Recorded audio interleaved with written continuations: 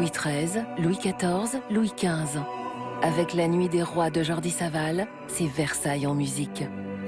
2 secrets d'histoire inédits et Nuit d'été, ce soir sur France 2, c'est royal. Et demain soir, le retour d'Alex Hugo, le flic des grands espaces.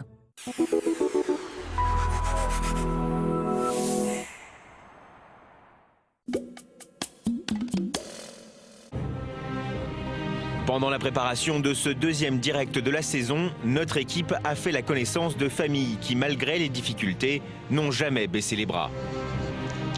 J'ai pris de la drogue pour oublier ma colère, ma tristesse, pour m'échapper un peu du monde réel, parce que le monde réel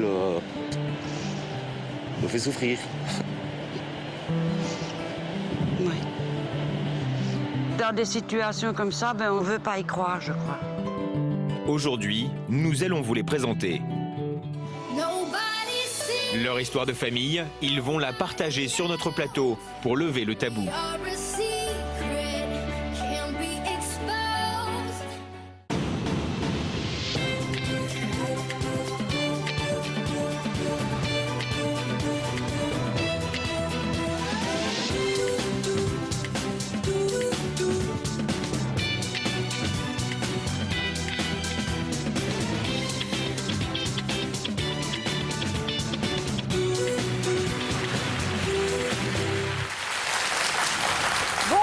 Tous, merci d'être avec nous pour ce 2e numéro de Toute une histoire en direct. Les invités d'aujourd'hui ont découvert que leur enfant prenait de la drogue. Du jour au lendemain, ils ont plongé dans l'inquiétude et parfois la culpabilité. Ils viennent nous expliquer comment ils ont traversé cette épreuve. Pour cette 10e saison, notre équipe de spécialistes s'est agrandie. C'est Alexandre Mergui, psychologue, qui va nous accompagner tout au long de cette émission. Nous attendons aussi vos commentaires et vos réactions. On est en direct, profitez-en, au témoignage de nos invités sur notre page Facebook ou sur Twitter avec le hashtag Toute une histoire. Bonjour Caroline. Bonjour. Caroline, comme de nombreux parents, vous pensiez que la drogue, ça existait chez les autres, mais pas chez vous. Comment avez-vous découvert que votre fils était tombé dans cette spirale? Alors, j'ai découvert un jour. Il est rentré un soir à la maison avec des yeux, j'avais jamais vu ça, des yeux très rouges. Et je l'ai pris entre 4 yeux, c'est le cas de le dire, et je lui ai dit, on s'enferme dans ta chambre et tu vas m'expliquer ce qui se passe. Vous y pensiez? Ça va traverser l'esprit. Il a avoué tout de suite? Oh non, on s'est assis donc dans sa chambre et là, il a eu toutes les peines du monde à me dire que c'était de la drogue. Il m'a inventé une histoire de poussière dans l'œil, de rhume, et puis j'ai pas lâché et il m'a avoué, oui, je prends de la drogue. C'est la première fois que vous aviez des doutes? Non, c'est pas la première fois. En fait, en 4e déjà, il avait fumé donc un joint. Il avait été renvoyé pour ça. Vous le saviez? Oui, il avait été renvoyé. Mais nous, avec son papa, en fait, on a tout fait jusqu'à 18 ans, enfin, pour dire, c'était un accident. Voilà.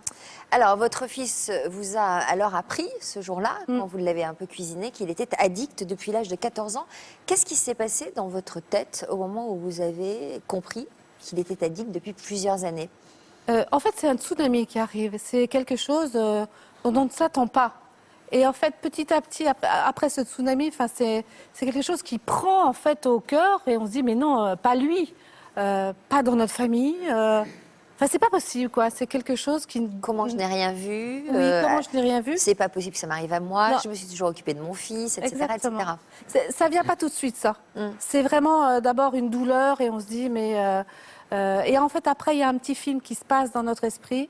Et je me rappelle en fait qu'il séchait les cours, qu'il n'a jamais aimé l'école, qu'il était tout le temps en fugue. Voilà, en fait, ah oui, comme quand même tout pas mal revient. de choses, quand même. Oui, mais tout revient avec une explication en fait. Alors, après les aveux de votre fils, vous en avez tout de suite parlé à votre mari. Quelle décision avez-vous prise tous les deux? Alors, ça a été très simple. D'abord, on s'est dit on va le sauver. Et on pensait que c'était nous qui le sauvions. On s'est dit c'est un passage. On va pouvoir le sauver. Donc, en fait, on lui a fait des sermons de 2 heures, 3 heures, 4 heures, pratiquement tous les jours. On lui a dit qu'on l'aimait. Est-ce que vous avez pensé qu'il vous avait tout dit Parce que quand même, il avait passé On le beaucoup d'années à pensait. vous mentir. On le Vous pensait. avez envisagé qu'il puisse être addict à d'autres choses que Pas le à ce moment-là. cannabis?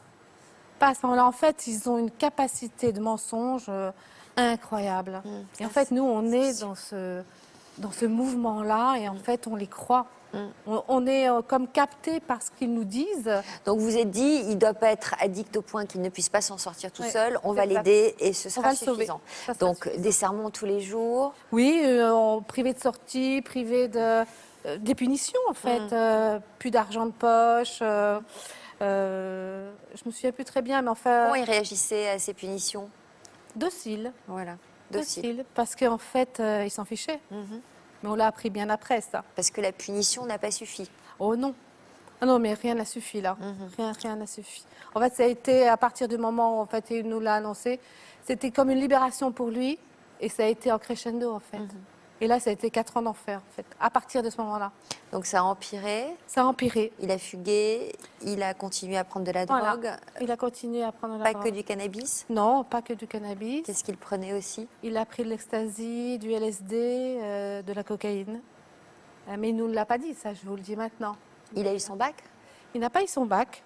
Et en fait, j'ai compris. a redoublé? Il a redoublé. Il a eu la deuxième fois? Non, toujours pas. Mais en fait, en fait, il n'allait plus. Enfin, il allait à l'école, mais sans rien, sans trousse, sans. Pas sans trousse, sans terminale, peut-être pas, mais. Donc ça a duré 4 ans, cet enfer, à 4 partir du moment où vous avez su. Est-ce qu'à un moment donné, vous vous êtes dit, on ne va pas y arriver tout seul, il faut qu'on... Pendant ces 4 ans, ou vous vous êtes dit, pendant ces 4 ans, on va y arriver, on va arriver à endiguer tout ça? Oui, jusqu'au jour où, en fait, je lui avais envoyé un texto et je lui avais dit, est-ce que tu rentres ce soir? Parce qu'il était tout le temps parti en fugue. Et il m'a dit, il avait répondu, je te jure sur ma vie que je reviens. Il est pas revenu. 3 jours après, je lui montre le texto. Et il a eu cette parole incroyable qui m'a fait comprendre ce que c'était que la drogue. Il a dit, quand je te l'ai écrit, je le pensais. Et là, je me suis dit qu'en fait, une fois pris dans sa drogue, c'était plus le même, en fait.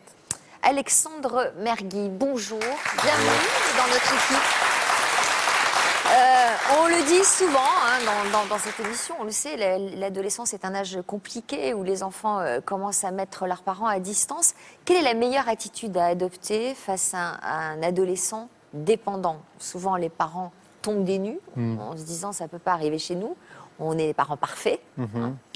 Qu'est-ce qu'il faut faire? Est-ce qu'il faut s'en occuper soi-même ou pas? Alors, déjà, en tant que parent, effectivement, quelque chose d'important, c'est d'essayer d'aller au-delà de ce que notre ado nous dit, qui est déjà un effort pour lui, pour voir s'il n'y a pas d'autres choses, notamment est-ce qu'il vend pour consommer, est-ce qu'il y a d'autres drogues, est-ce qu'il y a d'autres produits, etc., etc. La deuxième chose qui me paraît importante, c'est d'essayer de savoir, d'observer la manière dont il en parle. Voilà. Est-ce qu'il y a une banalisation de ça? Est-ce qu'on met la faute sur un ami, etc.? Est-ce qu'on intellectualise en disant c'est la génération, etc.? Ou est-ce qu'on a l'air d'avoir conscience quand même du fait qu'on n'arrive pas à s'arrêter? Voilà. Et une chose très importante, même si c'est normal de vouloir le sauver, comme vous l'avez dit, c'est que l'adolescence, c'est une période où on doit s'émanciper des parents. Ce n'est pas juste un souhait, c'est presque vital. Voilà. Or, pensant bien faire et voulant prendre en charge le problème des enfants, on les replace dans une situation d'enfance, de passivité. Donc sans le vouloir, eh bien, en adoptant cette posture protectrice, peut-être que d'une certaine manière, on les maintient. Alors qu'est-ce qu'il faut faire au contraire? Il ne faut pas réagir en disant bah, vas-y mon vieux, continue, il n'y a pas de problème? Alors non, évidemment. En fait, ce qu'il faut penser, c'est que le premier plan doit être tenu par un acteur social, en dehors de la famille. Ça peut être une association.